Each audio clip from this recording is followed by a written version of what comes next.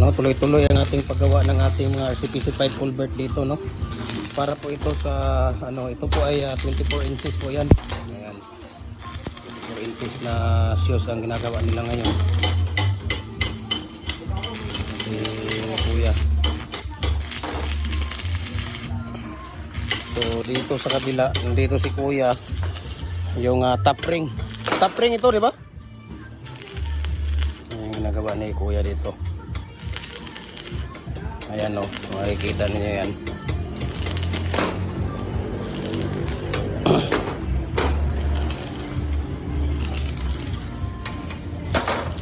Ayan o.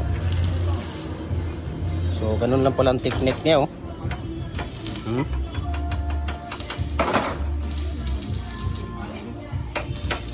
Para bilog.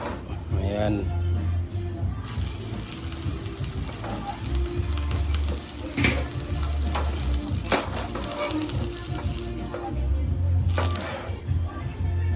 Ayan.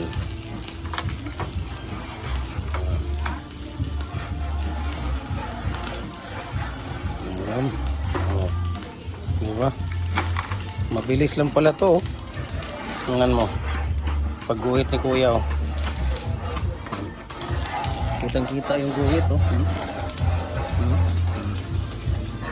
Ayan naman pala, ganun lang pala kasimple yun ng paggawa nila ng ano to Kuya? Ano tong ginagawa mo to? Ring po sa Ring? outer. Outer. Ayan sa outer ng ano to, 36 inches. Anong tawag dyan? Ring post. Ring post. Ring post. Reinforce. Ayan. Reinforce sa 36 inches natin. Ayan. Ayan pala ang gagawin ni Kuya. Ayan o, makikita ninyo yan. So 36 inches na RCPC5 culvert, no? Mga ginagawa nila dito. Ayan o, shoes niya 36 inches. Reinforcement niya ito 18 inches. Tapos ayun no, 24 din yun. Ayan, 24 inches.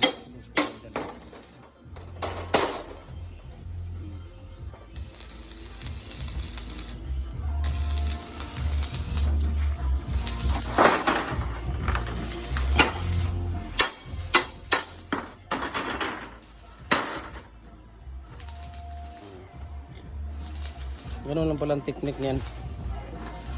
At kung makikita niyo nandoon no, yun ang bending machine ng ating mga ano, pagbe-bend sa outer at saka inner, yan ang bending machine niya. Yan.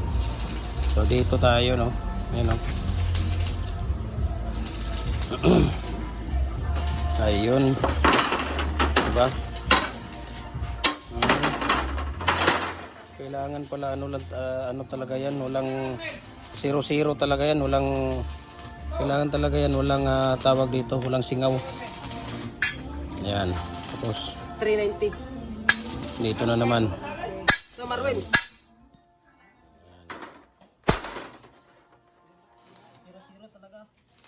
Kailangan 0-0 Kuya, di ba? Oo. Ayun, no? Kailangan 0-0 talaga ang paggawa ng ano.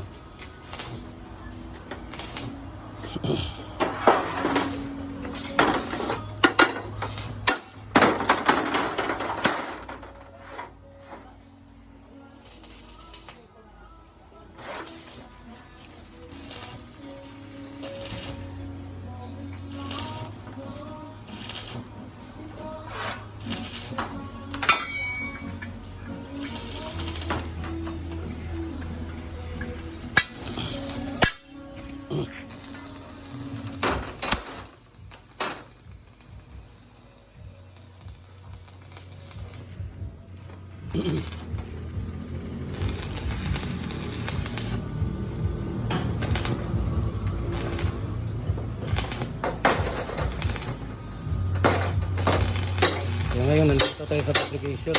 Talagang busy ngayon, Sunday. Talagang nag-overtime sila dito, no?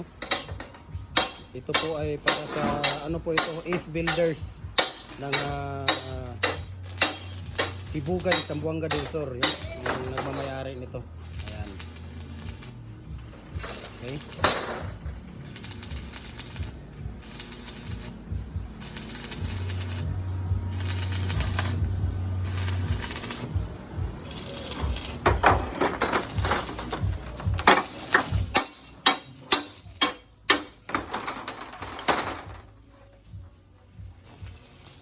Grabe oh. 0-0 talaga yung birada ni Kuya dito oh.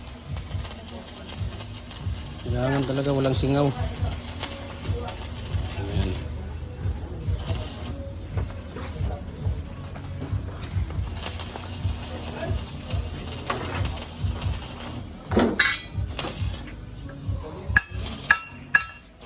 Ayan.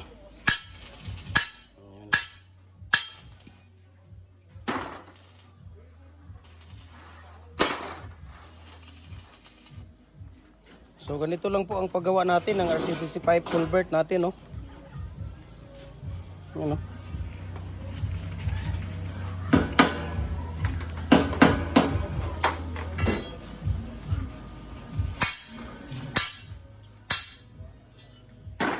Ano to kuya? Steel plate? Flat bar? Flat bar ilang mm yan? Ha? 3/8 by 1 1/2. So 3/8 ang kapal niya. Tapos 1 1/2 ang ano niya. Tapos itong steel plate natin. Ha? 2 mm ang steel plate. 2 mm yung steel plate. So yung ginagawa niya ano yan? Para sa 36 outer. Flat bar sa outer. Reinforce. Ayan.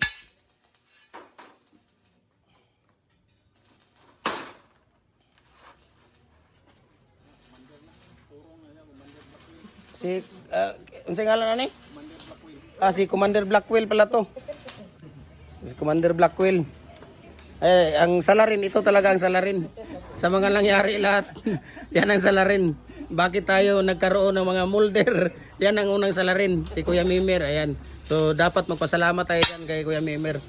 Yan ang salarin ng mga molders natin. Lahat ng mga concrete products natin, sa kanya nakasalalay yung mga molders.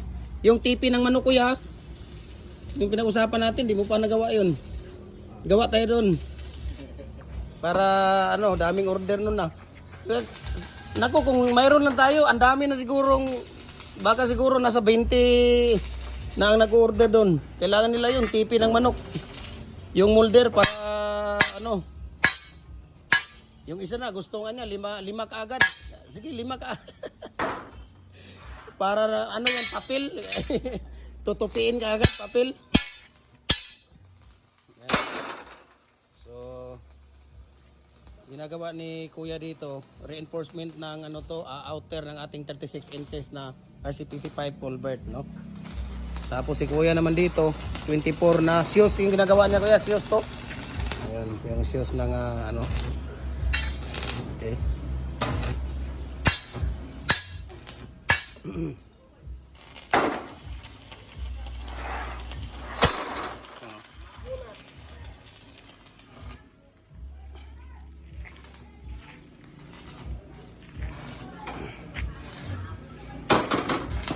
Binukod natin yung ating fabrication kasi ang RCPC pipe kailangan malaki ang space niya eh.